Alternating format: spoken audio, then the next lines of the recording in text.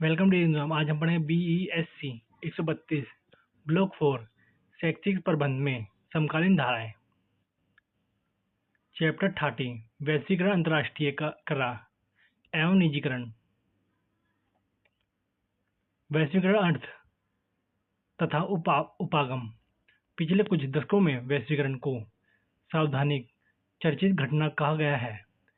तात्पर्य विशेषता रूप से इस शब्द में क्या सम्मिलित किया जाना चाहिए, यह बात गहन रूप से विवादित हो रही है। यह एक बहुत आयामी घटना है जिसमें आर्थिक, राजनीतिक, प्रौद्योगिक, सांस्कृतिक तथा पर्यावरण समेत विधि, कार्य कार्य कार्यकलाप तथा अन्य अन्य क्रियाएं सम्मिलित हैं। अर्थ एंटिन ग्रीस के अनुसार वैश्वीकरण को निम्न प्रकार से परिभाषित किया जा सकता है। यह विश्वव्यापी सामाजिक संबोधन की गहन तीव्र जो दूरस्थ इलाकों को इस प्रकार जोड़ता है कि स्थानीय घटनाएं हजारों मील दूर होने वाली घटनाओं द्वारा अनुकूल हो जाती है। इस शब्द का प्रयोग व्यापक रूप से किया गया है जिसमें समकालीन जीवों के बहुत सारे लक्षण सम्मिलित हैं। इसे समझने के लिए कम से कम निम्नलिखित 5 लक्षण बहुत महत्वपूर्ण है। विस्तारित सामाजिक संबंध। वैश्वीकरण में सांस्कृतिक, आर्थिक तथा राजनीतिक संबंध का एक नेटवर्क निहित है जो दुनिया भर में फैला हुआ है और जो पहले के किसी भी दशकों या अवधि से अधिक गहन है। इसके आर्थिक अतिरिक्त यह भी किसी किन्हीं विशेष क्षेत्रों तक सीमित नहीं है। आपस समत विश्वास को आवृत किया गया हुआ है। प्रवाहों की तीव्रता।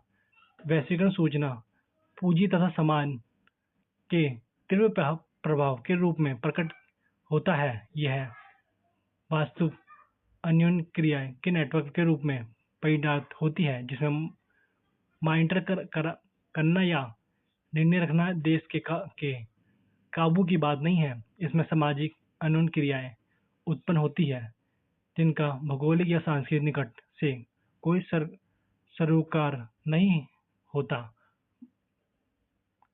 मोबाइल फोन, सैटेलाइट, टेलीविजन तथा इंटरनेट जो इन प्रभाव पर आधारित है।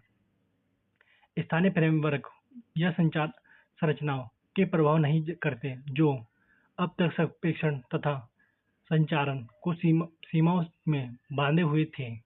बढ़ती हुई अंतर्व्याप्ति सांस्कृतिक और समाज जिनका अब तक सुस्पष्ट और अलग अस्तित्व था, एक दूसरे के साथ आमने सामने आ गए हैं और दूसरों के सामाजिक जीवन में अंतर्गत हो जाते हैं। भाषा, भोजन, वेशभूषा तथा विश्वास या अस्थायी सामाजिक ढांचे के अंग बन जाते हैं। बाकी को देख लेना।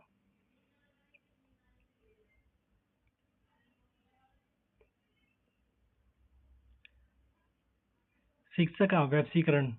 ऐसा कहा जाता है कि कुछ विकसित देश विकासशील देशों को प्रेरित करते हैं कि वे अपने शिक्षा के क्षेत्र खुले रखें क्योंकि वहां पर उच्च शिक्षा के चाहने वाले बहुत संख्या में हैं।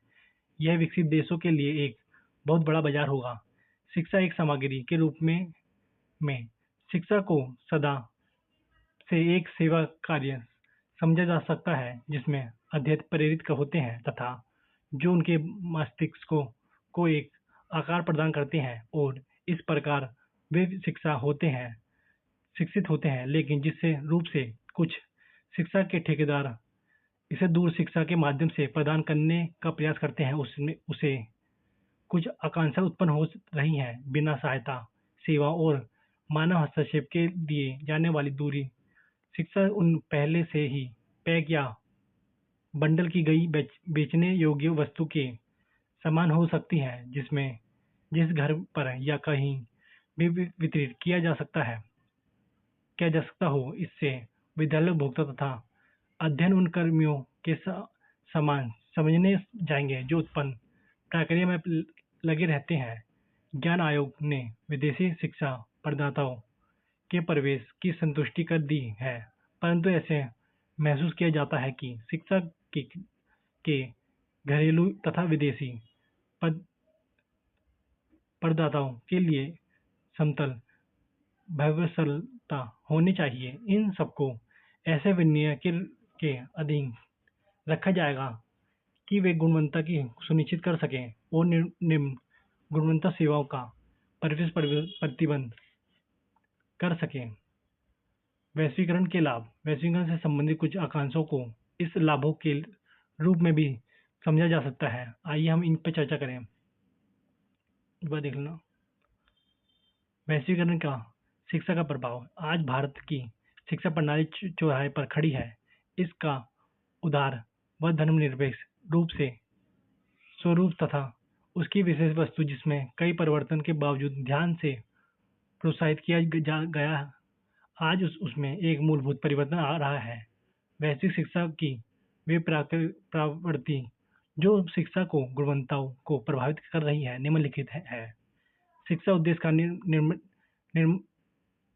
निम्नीकरण और सत्याकरण, शिक्षा का विखंडन तथा विभाजन, सामाजिक लोकचार में शिक्षा का अलगाव, व्यापारीकरण, निजीकरण तथा परिस्थितिवात्मक प्रक्रिया से अभिमन्यता पर नियंत्रण, विद्यालय प्रणाली का समतारीकरण तथा शैक्षणिक बुद्ध स्तरीकरण, वर्धधाम केंद्र द्वारा सामाजिक सांस्कृतिक विविधताओं का समीकरण, गरीब और सुविधा वंचित वर्गों के बच्चों को अंग्रेजी माध्यम की विद्यालय शिक्षा से वंचित रखा गया है। स्वतंत्रता के बाद सॉफ्टवेयर तक विकास तथा इलेक्ट्रॉनिक कम्युनिकेशन संचार उद्योग। भारतीय उद्योग जगत की महत्वपूर्ण उपलब्धता है।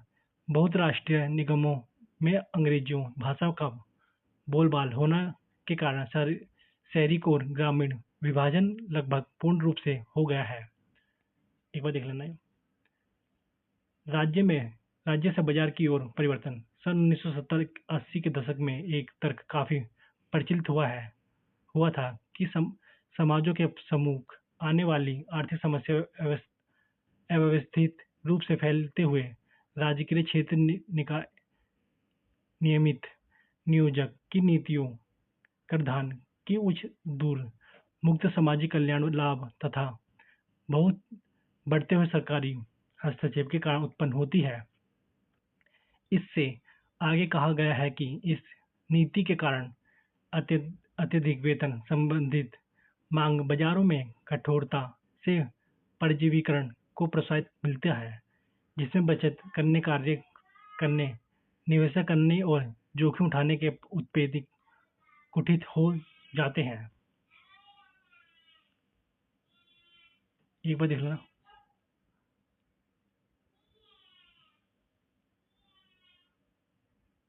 निजीकरण।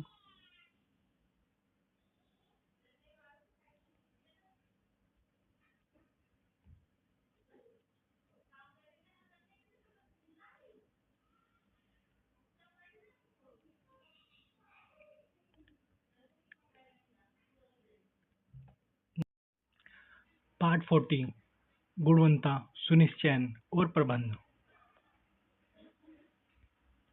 शिक्षा क्षेत्र में गुणवत्ता सुनिश्चयन की विधियां। जब हम गुणवत्ता नियंत्रण का या गुणवत्ता सुनिश्चित करने के विषय में सोचते हैं, तब हमारे मन में बाजार में उपलब्ध वस्तुओं और उत्पादों की छवि प्रकट होती है। हम सोचते हैं कि ये उत्पादन अपनी गुणवत्ता को बनाए रखने में कैसे सफल या असफल होते हैं। जैसे कि आम धारणा है, गुणवत्ता की अवधारणा बाजार से पैदा हुई होगी। उसके विपरीत गुणवत्ता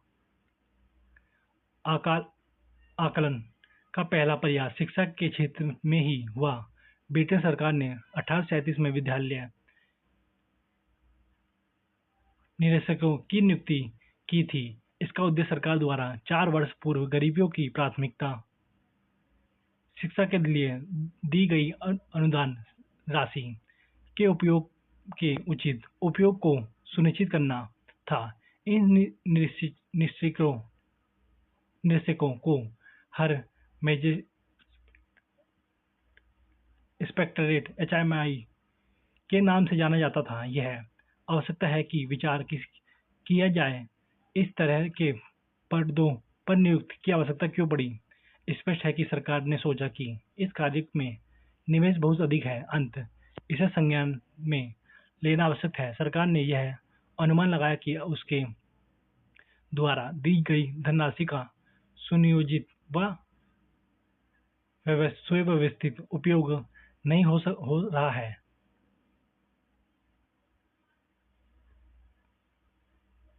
बाद में शिक्षा के उच्च स्तर को बनाए रखने के लिए इन निरसकों के लिए के कार्य का विस्तार किया गया। इनके लिए व्यवहार साहित्य को भी बनाया गया। इन सबके परिणाम स्वरूप of state the office for state in education children service and silk की 1990 में स्थापना हुई। यह संस्थान आज भी है और सीधे संसद को रिपोर्ट करती है।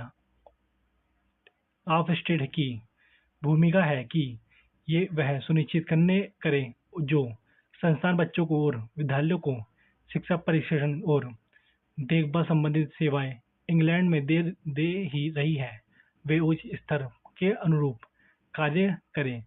हर सप्ताह ऑफ स्टेट सेकंडरी निरीक्षण करती है, नियमों के लिए भ्रम करती है और उनकी रिपोर्ट को ऑनलाइन प्रकाशित करती है। आप देख सकते हैं कि ऑफ स्टेट के द्वारा प्रदान की जा रही सेवा की उच्च गुणवत्ता को बनाए रखने के लिए प्रयत्न किया जा रहा है। यह प्रयत्न पक्षपात रही है, उनके बारे में सीधे संसद को रिपोर्ट किया जाता है। एक बार देख लेना। विद्यालय शिक्षा। विद्यालय का मुख्य उद्देश्य शिक्षा देना होता है। यह शिक्षा व्यावसायिक, नैतिक या तथ्यात्मकता हो सकती है। विद्यालय के लक्षण पूर्ण हो इसलिए मान्य करते परीक्षा लिए जाते हैं। इन परीक्षा को दीर्घकालीन शोध के आधार पर सरकारी या निजी संस्थानों द्वारा तैयार किया गया है।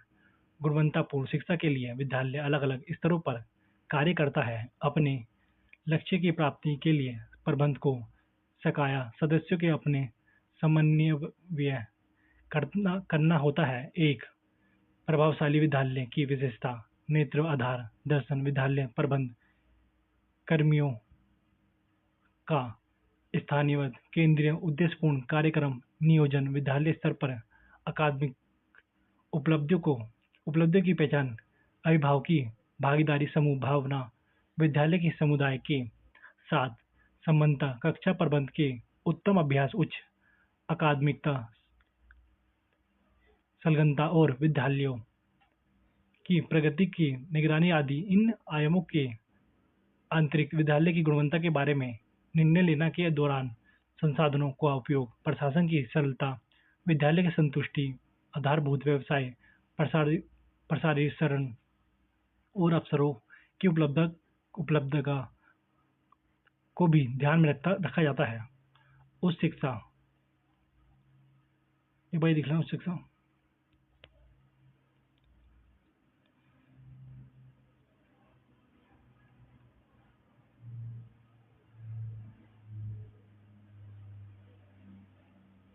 प्राक्रिया संकेतक ये गुणवत्ता के मानकों के आधार पर बताते हैं कि शैक्षिक गतिविधियों की और क्रियाकलापों को किसी तरीके से संचालित किया गया है। कैसे किसी विशिष्ट शैक्षिक कार्यक्रम को क्रियान्वयन किया गया, इससे जुड़े घटना इसमें शामिल है। उदाहरण के लिए मानकों का कार्यान्वयन शिक्षण गुणवत्ता कार्य पर दिए समय विद्यालय का वातावरण और शैक्षिक नेतृत्व इसमें आंकड़ों का संकलन वैसे ही किया जाता है जैसे संदर्भ संकेतों का किया जाता है। ये बात देख लेना।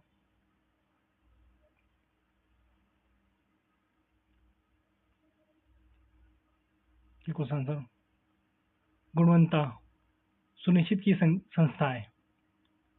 गुणवत्ता सुनिश्चित वह प्रक्रिया है जिसके अंतर्गत यह प्रमाणित किया जाता है कि कोई एक उत्पादन अपनी विशेषता और उपभोक्ताओं की अपेक्षा को किसी सीमा तक पूर्ण करता है। यह एक प्रक्रिया आधारित उपागम है जो उत्पादन के लक्ष्य, डिजाइन, विकास आदि को सुगम एवं भविष्य परिभाषित करता है। विकिपीडिया ने के निर्देशक प्रो एच ए रंगनाथ द्वारा बेंगलुरु में दी गई प्रस्तुति के अनुसार शैक्षिक संस्थाओं की जिम्मेदारी है कि वे अपनी निकटवर्ती परिवेशन के साथ घनिष्ठ संबंध विकसित करें और वे जो लाभ प्राप्त करें रहे हैं उसमें समाज के साथ साझा करें। वे आगे कहते हैं कि विश्वविद्यालय को सामाजिक रूप से जागरूक और अर्थपूर्ण इकाइयों बनाना चाहिए। आइए अगले खंड में गुणवत्ता सुनिश्चित की कुछ संस्थाओं के बारे में चर्चा करें। देख लेना।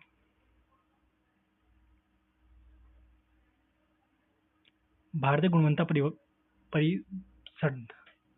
परिषद भारतीय गुणवत्ता परिषद की स्थापना भारत सरकार और भारतीय उद्योगों के साथ संयुक्त रूप से 1947 में की गई थी। वर्ष 1992 के से एक ऐसी संस्था की स्थापना की आवश्यकता महसूस की जा रही थी जो प्रत्ययन अथवा मान्यता प्रदान करने का कार्य करे, जिसके द्वारा अंतर्राष्ट्रीय स्तर पर स्वीकृत होने वाली प्रक्रिया के आधार पर आकलन प्रस्तुत किया जाए। इसके लिए एक समिति का निर्माण किया गया जिसमें संबंधित मंत्रालयों और उद्योग क्षेत्र के भागीदारी को सम्मिलित किया गया। इनसे अपेक्षा की गई कि वह अपने उद्देश्यों को पूर्ति के लिए सुझाव दें। इस कार्य को सामान्य वन्य उद्योग मंत्रालय द्वारा किया गया और समिति की रिपोर्ट को कैबिनेट के समक्ष 1996 में प्रस्तुत किया गया। समिति के सुझाव को स्वीकार करते हुए कैबिनेट समिति ने भारतीय गुणवत्ता परिषद की स्थापना का निर्णय लिया। इसे एक लाभ न कमाने वाली स्वशास्त्रीय सोसाइटी के रूप में सोसाइटी रजिस्ट्रेशन एक्ट 61 1860 के अंतर्गत स्थापित किया गया। इसका देश के भीतर उद्देश्य गुणवत्ता प्रसार के अभियान में मदद करने हुए प्रत्ययन की संरचना का विकास करना। एक बार देख लो थोड़ा।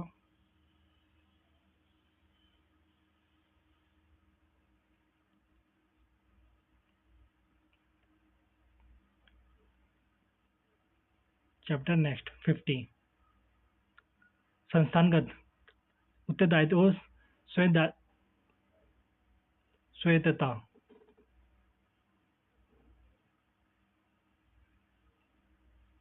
संस्थागत उत्तरदायित्व का अर्थ उत्तरदायित्व का अंग्रेजी शब्द अकाउंटेबिलिटी शब्द लैटिन भाषा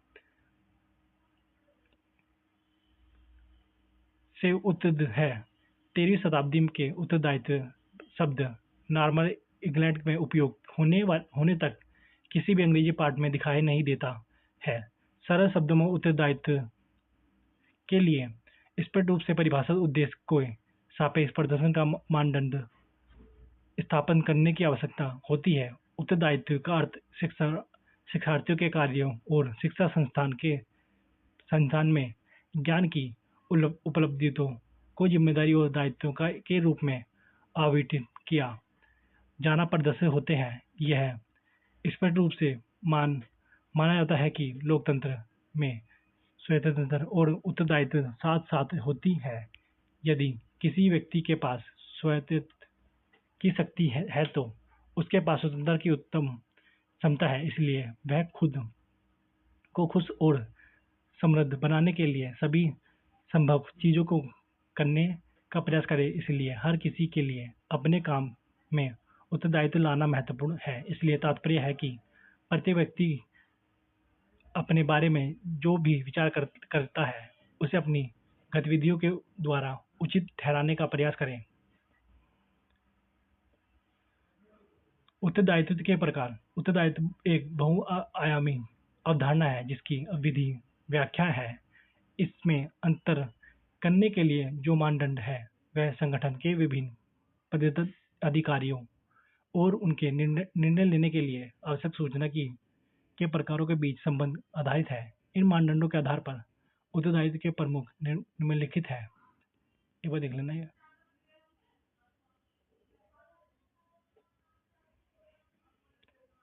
एक बार देख लेना थोड़ा सा। लोकतांत्रिक नियंत्रण।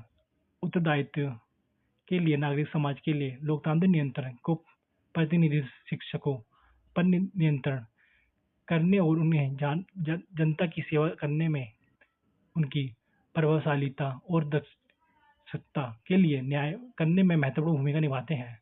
प्रतिनिधित्व यह के शिक्षकों पर नागरिक समाज के लोकतांत्रिक नियंत्रण को लागू करने में उत्तरदायित्व की एक महत्वपूर्ण भूमिका निभाता है। उत्तरदायित्व प्रतिनिधित्व को जनता की सेवा करने में उनकी प्रभावशाली और दक्षता के लिए न्याय करने में महत्वपूर्ण भूमिका निभाते हैं।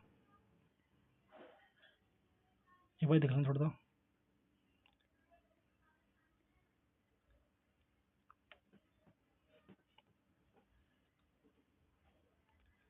शिक्षा की स्वायत्तता क्या है? शिक्षा की स्वायत्तता की कुछ मुख्य विशेषता को रेखांकित करने का प्रयास किया गया है। रामोस 2006 ने शिक्षकों के एक में समूह द्वारा ऑनलाइन सहयोग चर्चा के आधार पर शिक्षा स्वायत्तता शब्द की कुछ विशेषता को रेखांकित किया है। ये इस प्रकार है। शिक्षा स्वायत्तता में शिक्षा की बातचीत कौशल, उनकी खुद की शिक्षण प्रक्रिया पर मन करने की क्षमता, आजीवन जीवन सीखने में संलग्न होने की तात्पर्य और शिक्षा स्वायत्तता को बढ़ावा देने की उनकी प्रतिबंध शामिल है। शिक्षा स्वायत्तता एक मननशील शिक्षकों और एक शोधकर्ता के अवधारणा के बहुत निकट से संबंधित है। इसका अर्थ है कि शिक्षक अपने स्वयं के शिक्षण पर मन करते हैं और अपने विद्यार्थियों को बेहतर सिखाने का अनुभव प्रदान करने के लिए कार्यक्रम अनुसंधान के संलग्न होते हैं। एक बार देख लें थोड़ा।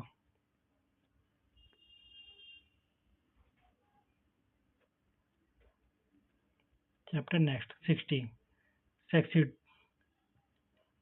शैक्षणिक प्रबंध के लिए सूचना एवं संप्रेषण प्रौद्योगिकी ICT।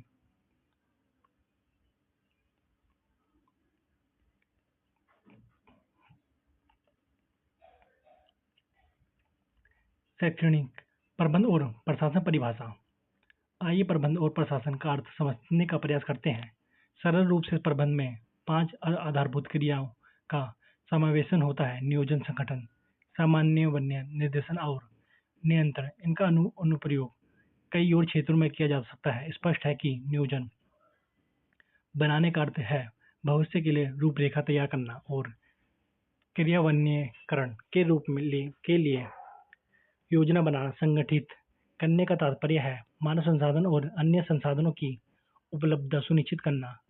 सामान्य संस्था या संगठन के निर्धारित लक्ष्यों को प्राप्त करने हेतु एक रूपरेखा तैयार करना से संबंधित है। निर्देशन संगठन के लक्ष्य को प्राप्त करने के लिए कार्यकर्ता या कर्मचारियों को कार्य सोचना और उनको समुचित दिशा निर्देशन देने से संबंध रखते हैं तथा नियंत्रण योजना तैयार करने के दौरान निर्धारित योजना के संदर्भ में क्रियान्वयन के प्रगति की जांच करने के संबंध रखता है।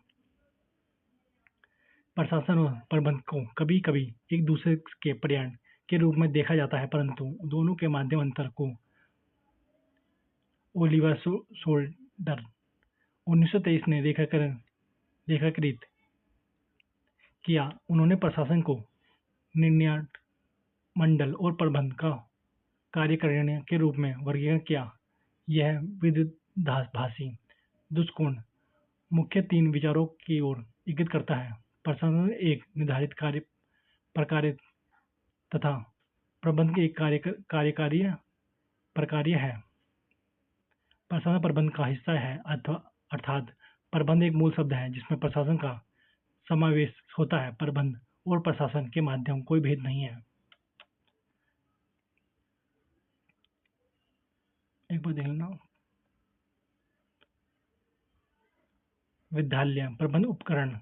विद्यालय प्रबंध मुख्य रूप से सभी हिस्सेदारों को जैसे विद्यालय प्रबंध समिति, अध्यापक, कर्मियों, पूर्व विद्यालय समुदाय के सदस्य तथा अन्य लोगों के माध्यम अंतरक्रिया और सर्वेक्षण से संबंधित रखता है। विद्यालय प्रबंध का एक व्यापक स्रोत शब्द है जिसमें विद्यालय प्रवेश, विषय चयन, पाठ्यक्रम चयन, कक्षा तथा अध्यापक वितरण, व्यवसाय अभिलेखन रखना, अभिभावकों से संवा- संवाद स्थापित करना, विभिन्न प्रकार के प्रमाण पत्र तैयार करना तथा विभिन्न प्रकार के आंकड़ों का विश्लेषण करना इत्यादि का समावेशन है। विद्यालय प्रबंध सभी हितधारकों को निर्णय लेने की प्रक्रिया में सम्मिलित करना, विद्यालय प्रबंध नीति निर्धारण करने तथा उनके क्रियान्वयन और विद्यालय के लिए अधिगम वातावरण का सृजन करने और तथा उनके कौशल और योग्यता को पोषित करने के लिए जिम्मेदार होते हैं। विद्यालय प्रबंध में कई प्रक्रियाओं का समावेशन होता है जैसे नियोजन, बजट लेखन, विद्यालय संबंधित प्रक्रिया जैसे समस्या सरणनी, शुल्क एकीकरण, कार्यक्रम में प्रबंध, संसाधन प्रबंध, अभिभावक और समुदाय के साथ संवाद स्थापित करना।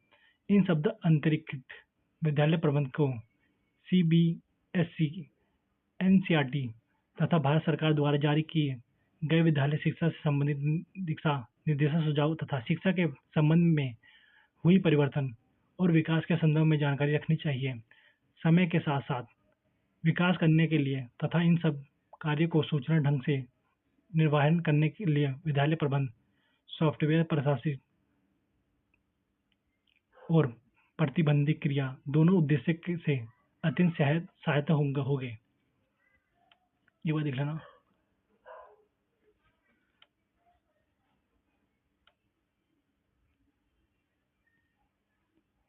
आंकड़े यह विद्यालय और परिवार से सूचना को संग्रह करते हैं जिसे कई तरह से देखा जा सकता है और प्रिंट भी किया जा सकता है।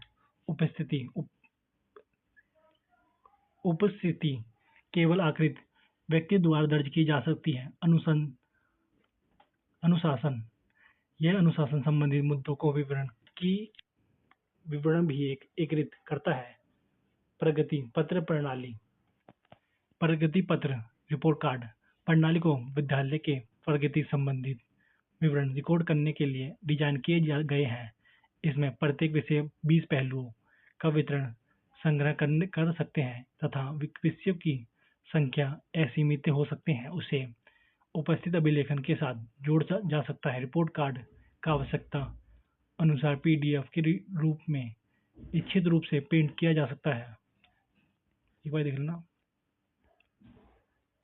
ऑनलाइन दैनिक दंडनी यह अध्यापकों को पाठ्य योजना, दैनिक कार्य योजना बनाने तथा निरीक्षण करने में सहायता करती है।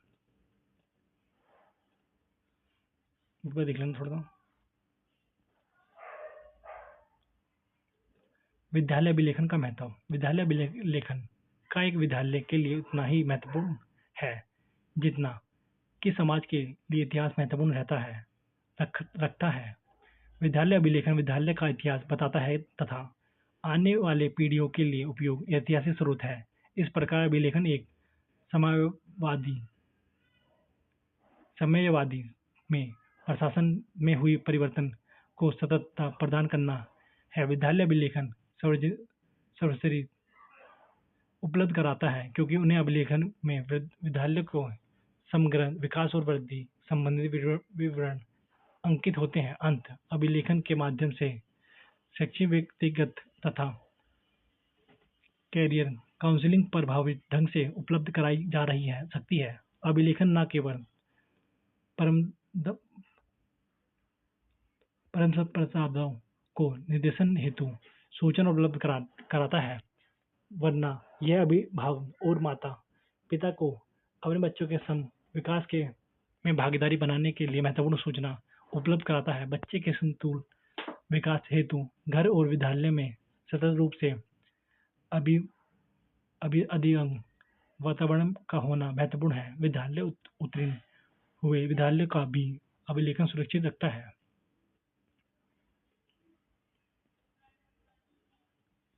एक बार थोड़ा सा देख लेना।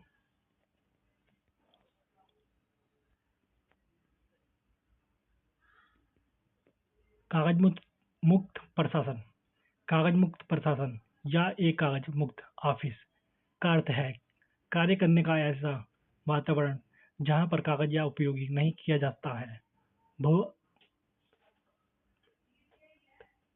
बहुतायत रूप से कागज के उपयोग को कम किया जाता है। इसका प्रकार कागज मुक्त वातावरण का अर्थ होगा दस्तावेज तथा उनके अन्य कागजयुक्ता को डिजिटल रूप से परिवर्तन करना।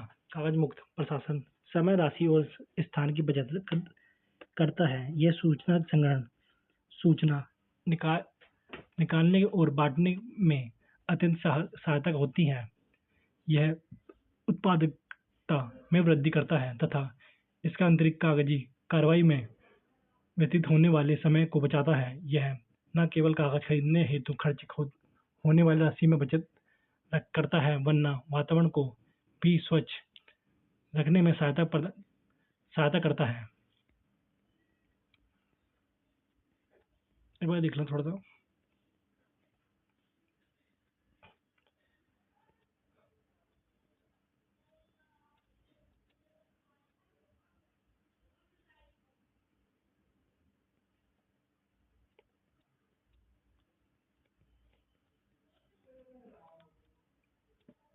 थोड़ा सा देख लेना है बाद में।